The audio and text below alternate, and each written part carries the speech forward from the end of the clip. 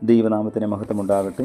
സന്തോഷകരമായ ഒരു പുതിയ പ്രഭാതം കൂടെ കണ്ടുണരുവാൻ തക്കവണ്ണം സർവ്വശക്തനായ ദൈവം നമുക്ക് ഒരുക്കി തന്ന അവസരത്തിനായിട്ട് ദൈവത്തിന് സ്തോത്രം ചെയ്തുകൊണ്ട് ഈ പ്രഭാതത്തിലെ ധ്യാനത്തിനായി നമുക്കൊരുങ്ങാം. വിശുദ്ധ ലൂക്കോസ് എഴുതിയ സുവിശേഷം 18-ാം അധ്യായം അതിൻ്റെ 14-ാം വാക്യം. തന്നെത്താൻ ഉയർത്തുന്നവനെല്ലാം താഴ്ത്തപ്പെടും, തന്നെത്താൻ താഴ്ത്തുന്നവനെല്ലാം ഉയർത്തപ്പെടും. മഹാത്മാഗാന്ധിജി കുറേ നാൾ ബീഹാറിലെ ചമ്പാരൻ എന്ന സ്ഥലത്ത് താമസിച്ചിരുന്നു. അക്കാലത്ത് ഒരു രാത്രിയിൽ അദ്ദേഹത്തിന് അവിടെ നിന്ന് ബേത്തിയ എന്ന സ്ഥലത്തേക്ക് പോകേണ്ടതായി വന്നു.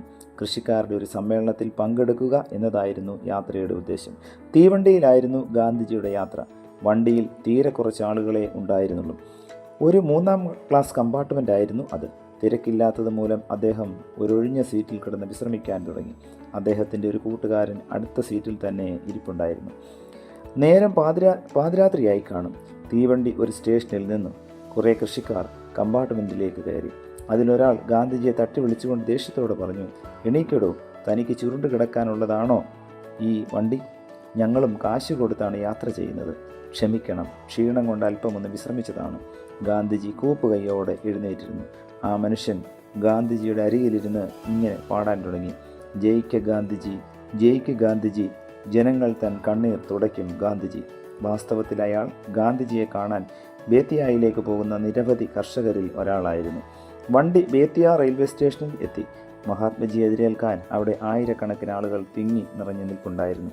വണ്ടി നിന്നപ്പോൾ മഹാത്മാഗാന്ധി കി ജയ് എന്നുള്ള മുദ്രാവാക്യ വിളികളാൽ അന്തരീക്ഷം മുഖരിതമായി. ഗാന്ധിജി മെല്ലെ പുറത്തേക്കിറങ്ങി. ആളുകൾ അദ്ദേഹത്തെ മാലയിട്ട് സ്വീകരിച്ചു. പലരും അദ്ദേഹത്തിൻ്റെ കാലുകൾ തൊട്ടുവണങ്ങി. ഇതെല്ലാം കണ്ട് നമ്മുടെ കൃഷിക്കാരൻ വല്ലാതെ അമ്പരന്നു. അപ്പോഴാണ് തനിക്ക് പറ്റിയ അമളി അയാൾ മനസ്സിലാക്കിയത്. അയാൾ ഗാന്ധിജിയുടെ കാൽക്കൽ വീണ് കരഞ്ഞു. ഗാന്ധിജി അയാളെ വാരിപ്പുണരുകയും സാന്ത്വന വാക്കുകൾ പറഞ്ഞ് ആശ്വസിപ്പിക്കുകയും ചെയ്തു. മഹാന്മാരുടെ ഭാവമാണ് വിനയം. മഹത്വവും വിനയവും തമ്മിൽ ഗാഢമായ ബന്ധമുണ്ട്. ഗാന്ധിജി യഥാർത്ഥ വിനയത്തിൻ്റെ മാതൃകയാണ്. താൻ ഒരു സാധാരണക്കാരൻ മാത്രമാണെന്ന് അദ്ദേഹം കരുതിയിരുന്നു. അതുകൊണ്ടാണ് ട്രെയിനിൽ 3-ാം ക്ലാസ് കമ്പാർട്ട്മെൻറ്റിൽ അദ്ദേഹം യാത്ര ചെയ്തിരുന്നത്. തെറ്റുപറ്റുമ്പോൾ അത് ഏറ്റുപറയുവാൻ ഗാന്ധിജി മടിച്ചിരുന്നില്ല. മറ്റുള്ളവരിൽ നിന്ന് പലതും പഠിക്കുവാനുണ്ടെന്ന് അദ്ദേഹം പറയുമായിരുന്നു. മുല കുടിക്കുന്ന കുഞ്ഞിനോട് പോലും സഹായം അഭ്യർത്ഥിക്കാൻ അദ്ദേഹം സന്നദ്ധനായിരുന്നു. പേരും പെരുമയും ഒരിക്കലും ആഗ്രഹിക്കാതിരുന്ന ഗാന്ധിജി വിനയത്തിൻ്റെ അവതാരം തന്നെയായിരുന്നു. വിനയമുള്ളവർ മറ്റുള്ളവരെ തങ്ങളെക്കാൾ ശ്രേഷ്ഠരായി കരുതും. ദൈവത്തിനും ലോകഗുരുവുമായ നമ്മുടെ ക്രിസ്തു തൻ്റെ 12 ശിഷ്യന്മാരുടെ കാലുകൾ കഴുകി തുടച്ച സംഭവം വേദപുസ്തകത്തിൽ നാം വായിക്കുന്നു. വിശുദ്ധ യോഹന്നാൻ എഴുതിയ സുവിശേഷം 13-ാം അധ്യായം 1 മുതലുള്ള വാക്യങ്ങൾ. അക്കാലത്ത് അടിമകൾ ചെയ്തിരുന്ന ഒരു ജോലിയായിരുന്നു വീട്ടിലെത്തുന്ന അതിഥികളുടെ കാൽ കഴുകി തുടയ്ക്കുക എന്നത്. തൻ്റെ ശിഷ്യന്മാരുടെ പാദങ്ങൾ കഴുകി തുടയ്ക്കുക വഴി വിനയത്തിൻ്റെ വലിയൊരു മാതൃകയാണ് കർത്താവ് നമുക്ക് കാട്ടിത്തന്നത്. മറ്റുള്ളവർക്ക് വേണ്ടി എന്ത് ത്യാഗവും സഹിക്കുവാൻ വിനയാന്വിതർ തയ്യാറാകും. അവർ എല്ലാവരെയും ബഹുമാനിക്കുകയും ആദരിക്കുകയും ചെയ്യും. വിനയത്തിൻ്റെ വിപരീത മനോഭാവമാണ് അഹങ്കാരം.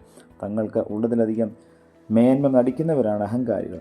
അവർ സത്യത്തിൽ മറ്റുള്ളവരോട് അവർക്ക് അവജ്ഞയാണ് തോന്നുക.